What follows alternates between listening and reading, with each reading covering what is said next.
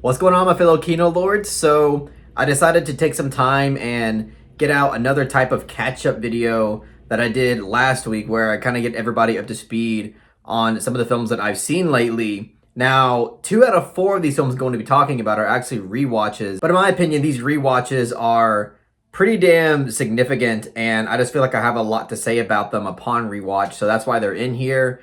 And then there's 2 movies that I've obviously never seen before and I'm completely new to. So, just to go ahead and get started, the first one I do want to talk about is Stalker from Andre Tarkovsky.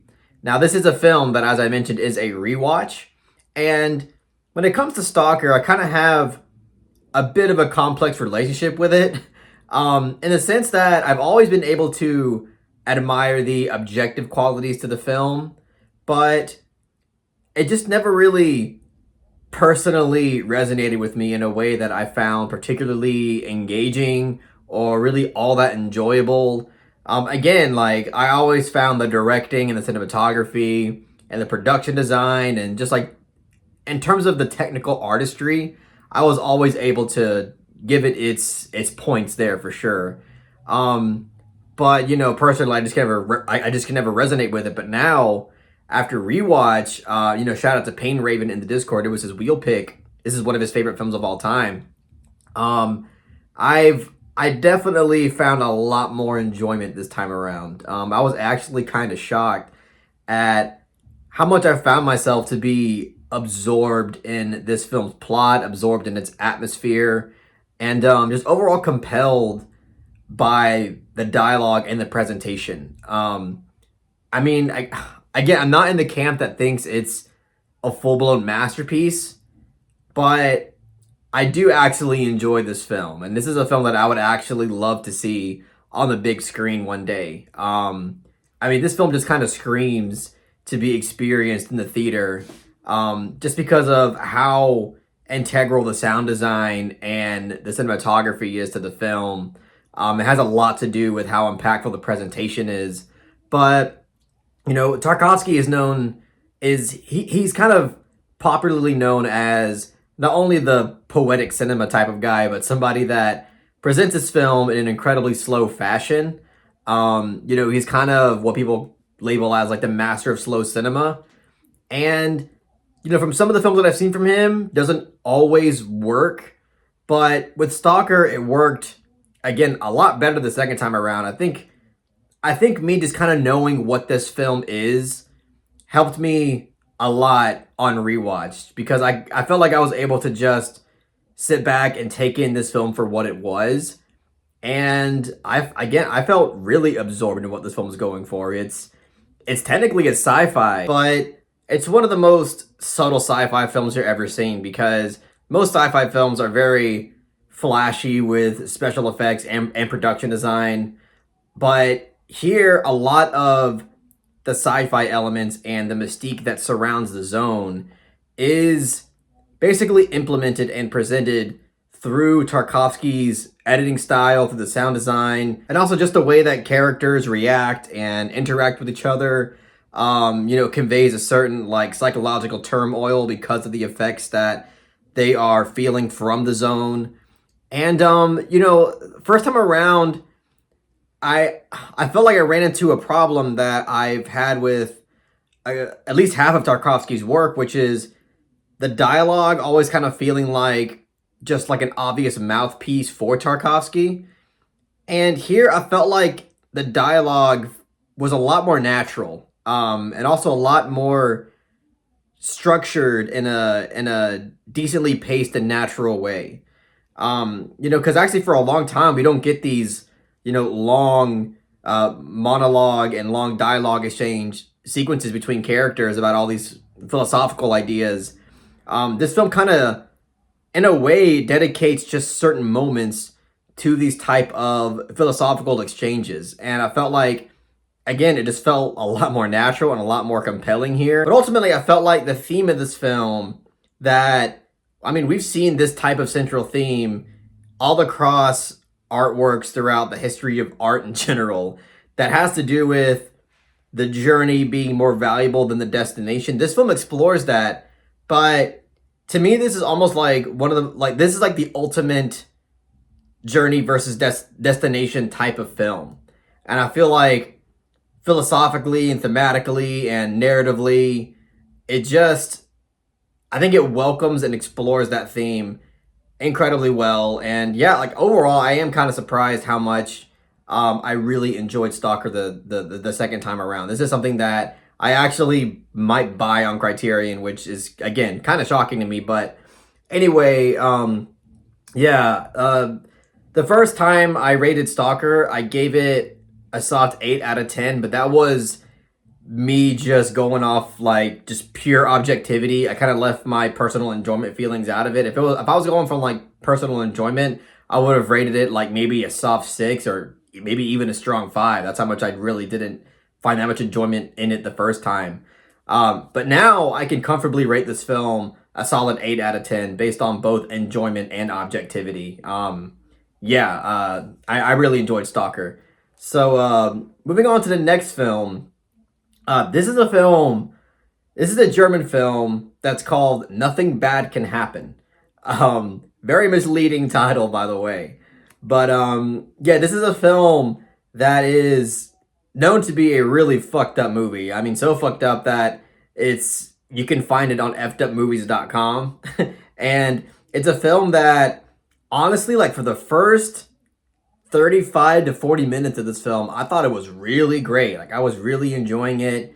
I really liked the way that it was exploring its themes, and I was really enjoying the character interactions and the way that information was being revealed to us.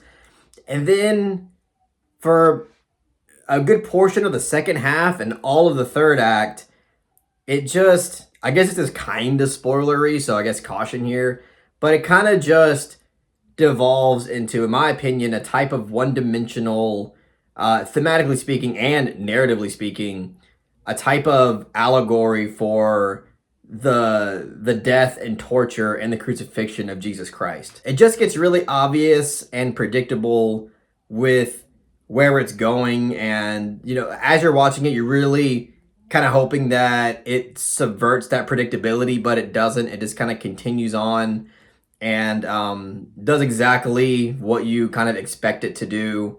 And it just, I mean, if maybe it was a bit more, I don't know, profound, then maybe I could have, came out of the film more satisfied.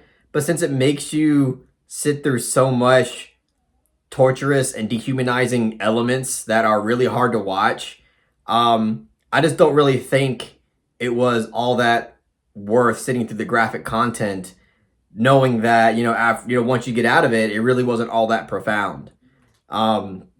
So I mean, yeah, I don't want to spend too much time on this film, so I'll kind of wrap it up there. I think it had a lot of potential, but unfortunately, I think by the end of it, it just kind of squandered it. But I still think it is a decent movie because basically the first half of the film is very strong. And so with that, I'll give the film a generous soft 6 out of 10. I mean, I watched this in the Discord, and there was a decent amount of people in there that really liked it. So I mean, you might be one of those people that really love this film. That's fine. I still recommend it in a way, but just be warned that you're gonna have to sit through a lot of fucked up shit, and I'm not sure if you're gonna really, at the end of the day, find it really worth your time. But yeah, so that's all I'll say about that film. Moving on to another film, which is Certain Women, which is written and directed by Kelly Reichardt, or Reichardt. I forgot how to pronounce it, but I've seen, I believe, 4 of Kelly's films now.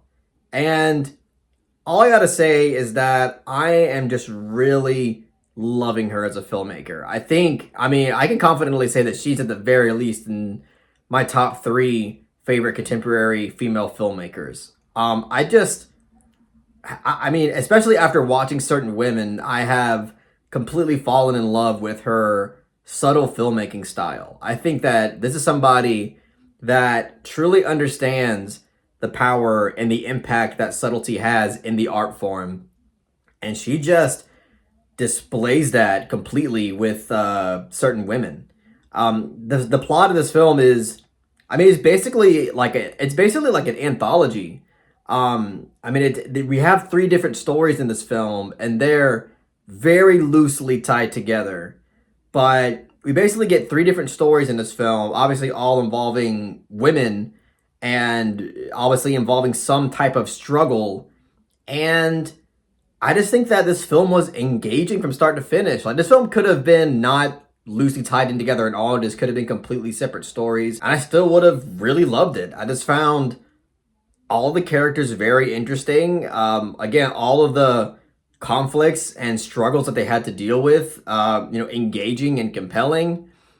And again, like I can't like express enough how much of Kelly's style is responsible for this film being as compelling as it was. I just think her ability to express information, whether it be in terms of the narrative or just in terms of the emotional expressions of these characters, I think that she does that wonderfully in this film, and she has done wonderfully in all of her films that I've seen. Um, so yeah, this is a pretty great cast too. You got Laura Dern, you got Michelle Williams, you got Kristen Stewart, and you have Lily Gladstone, who I am really excited to see in Killers of the Flower Moon. And Lily Gladstone actually has, in my opinion, like the best storyline in this movie, and arguably gives the best performance here. And it's probably the most subtle performance, but yet it just feels so emotional and powerful.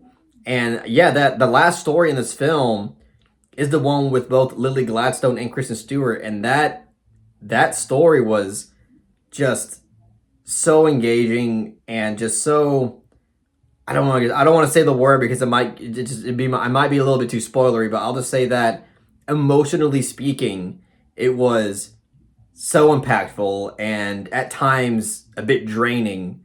But in other ways just felt beautifully done. I mean, there was a moment in the third story of this film that I just thought, wow, that is really great storytelling, really great character writing, and just overall beautifully presented stuff. And yeah, I loved all of what the film basically had to offer. And it's on the Criterion Collection, which again makes me even more excited for July, because I'm definitely gonna have to pick this film up. This is a must buy for sure. Either way, yeah, certain women really loved it.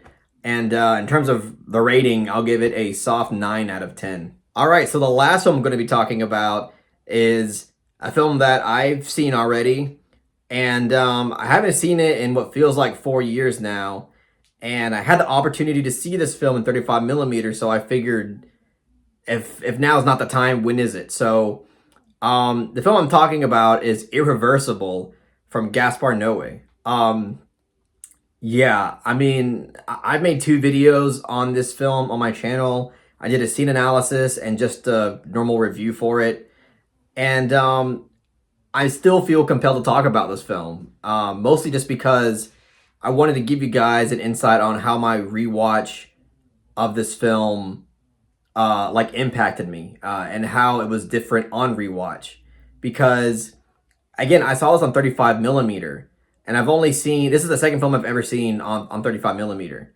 And I can say that this was probably the second best theatrical experience I've ever had. This is a film that I feel like is almost begged, like it is begged to experience in this format. For those of y'all who know Irreversible, it's one of the most traumatizing, it is the most traumatizing film that I've personally ever seen. To me, it is by far the most graphic and relentless display of just not only revenge violence, but also rape. And, some people might say that's a spoiler, but I feel like it's almost only fair to kind of warn people about what's in this movie. Once that scene, once the film is progressing towards that scene on that rewatch, it's really hard to describe the overwhelming amount of emotions and adrenaline and anxiety that I was feeling in that moment. Everything. Once you just get that, like that behind the head shot of her walking towards that tunnel, it is like everything in my mind and body was I mean, to quote Gaspar Noé, was telling me to escape the theater. I tried, Black Panther. I escaped from the cinema after 20 minutes. It was, I mean, it was, I was just thinking like, wow, the fact that a film like this can have such an overwhelming and just profound effect on me, just I think says light years about Gaspar Noé's ability to craft and present a film. Because yeah, you know, some might say, well, it's just a shock value, but the presentation of this film, I feel like, has a huge hand as to why it is effective as it is. I mean, Gaspar Noé's ability to just present so many different, you know, what seems like seamless transitions throughout the film in backwards order that feels, again, so natural and makes it to where even though the film's presented in backwards order, never makes you feel confused about where we're at in the narrative. And just the chaotic and erratic camera work during some sequences is just, I mean, it is beyond respectable and admirable. It is, to me, that is just the peak of what stylistic filmmaking should, like flashy stylistic filmmaking. That is maximalist filmmaking at its finest. It is just so fantastic, so immersive, so atmospheric, and again, it to me is a huge reason why, as to why when the graphic scenes happen in this film, why they end up working so well and having such a huge emotional reaction out of me. I mean, during that scene, I cried a few angry tears. I don't think I've ever cried angry tears during a movie. I mean, I've definitely been, you know, angry and emotional during a movie, but never to the point where I'm actually shedding a few tears. And this film, again, with that 35mm presentation, just felt so appropriate. I just feel like it embodies that raw level of authenticity and emotion that this film is delivering to the audience, and to me is the ultimate way. I mean, also, I mean, not to mention the sound design and the score to this film. So, you know, experiencing this not only on the big screen but with those giant speakers is really the best way to get everything that this film offers. And obviously you don't need it, because you could watch this film on your computer and still be really impacted by it just by its own nature. But that theater experience is unmatched. It is unmatched. It is definitely something that, I mean, if you're a fan of Gaspar Noé, and or if you just know about this movie and you've been dreading it because you know what's in it, if you're gonna watch it one day, I feel like you really should go out to the theater and just experience it in that format. But yeah, I love Irreversible. To me, Irreversible is a masterpiece. I mean, I know that's divisive and some people really don't care for it. But to me, this film is thematically dense. It is graphically traumatizing, but with so much purpose. It is emotionally overwhelming, but in a way that I have so much respect for, especially for the actors that put themselves in these situations and in this state of mind. Just really, really, really hardcore stuff that I admire so much on an art level.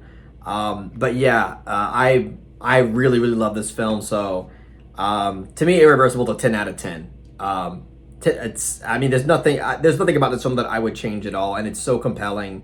I don't really know if I could put this as my #1 favorite Gaspar Noé film, because it's just so difficult to recommend to people, and it's not really rewatchable.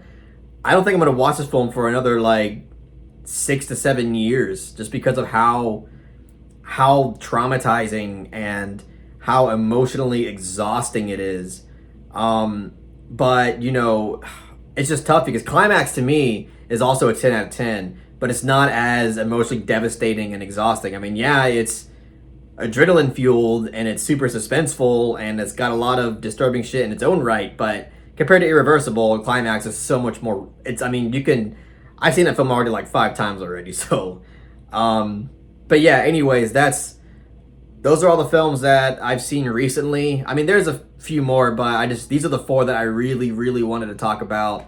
So yeah, that's it, guys. I hope you all enjoyed this video of me catching up on films that I've seen recently. If you really like this video, please give it a thumbs up and share it amongst your friends. And don't forget to subscribe to the channel to be updated on more film-related content.